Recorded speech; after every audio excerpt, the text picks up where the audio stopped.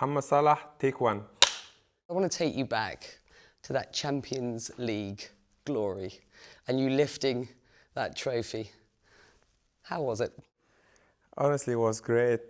You know, it's a dream for everyone, the city, the player, to win a Champions League. So something great and something very big. June 2019, and triumph for Mo Salah and his Liverpool teammates as they're crowned champions of Europe.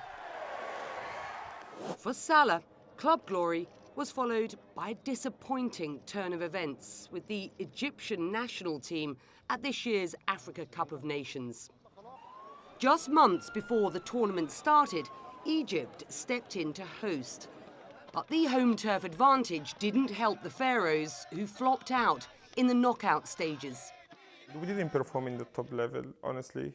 So I'm not just I'm not talking about the player and hiding myself, but as a team, we didn't perform good.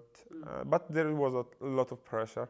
As a player in the national team, they were not that happy about a lot of things. How do you think that Egypt come back from that experience? Does there need to be wholesale reform, do you think, in the Egyptian Footballing Association? I mean, you've had a number of run-ins with the association.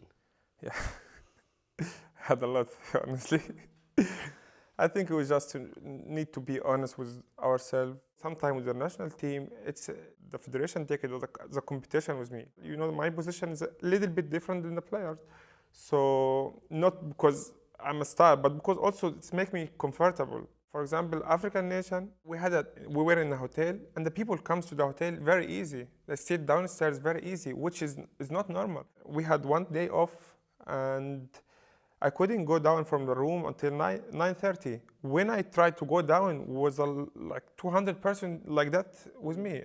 And they say, why are you complaining? I complain because I'm a human being. I want to be with the players. Have you ever considered retiring from the national squad? It's so difficult. You know, I love this country from my heart. It's always in my mind. When I left Egypt, when I was 19 years old, it was always in my mind. Something pushed me forward to perform good, to be iconic for the kids, to be like dream for the kids, to be one day like me. It was in my mind. I want to be that person. So to retire from the national team is something huge for me. The lacklustre performance on the pitch was overshadowed by controversy off it. Early in the tournament, Egyptian forward Wردة was kicked off the team by Egypt's Football Association after allegations of sexual harassment surfaced online. But the 25-year-old was reinstated after key players, including Salah, seemed to offer him support on social media.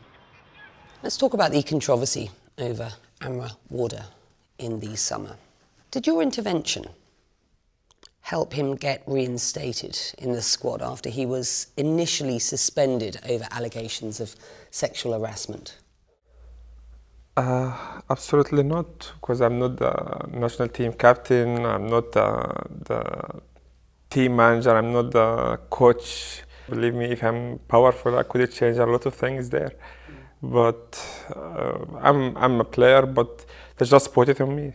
Can we have a look at the tweet and remind our viewers what you said? Women must be treated with the utmost respect. No, you said, means no. Those things are and must remain sacred.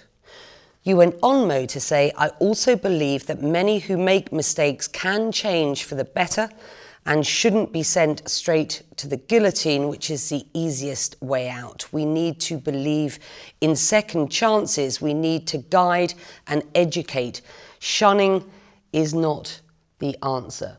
Let's remind ourselves, this wasn't the first time that Wردة had been accused of sexual harassment. What do you say to people who criticise that tweet you put out and say you're endorsing his behaviour? What I meant to say is that happened before and is happening now. So sexual harassment. Yeah, he has to get a treatment or rehabilitation. So that's just to make sure that it's not going to happen again. So let me be quite clear. Wردة and others who are guilty of sexual harassment, you use the term need rehabilitating. Yes, what I mean is not someone in particular, but in general, they need rehabilitation and treatment for that.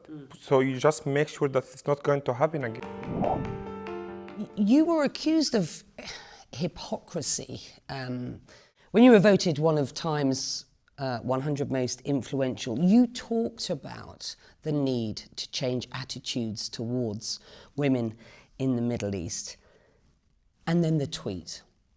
So just explain what your position is to me, if you will. No, my position is still the same. As I told you, the people misunderstand what I'm saying. But in the meantime, what I'm talking about is the woman has to get her right in the Middle East. You are arguably one of, if not the most famous Arab in the world today. How do you use this platform to promote change? First of all, we have to accept that there is a problem.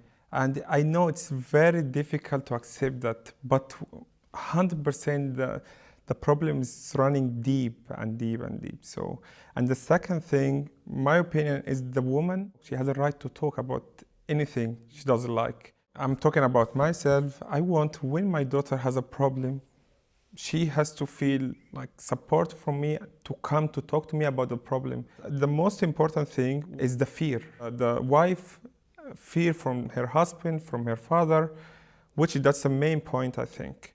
So the fear is not healthy for anyone. So we have to fix that. Mohammed, personally, have you changed your attitudes towards women as you have grown, developed, moved away from Egypt, become successful in Europe?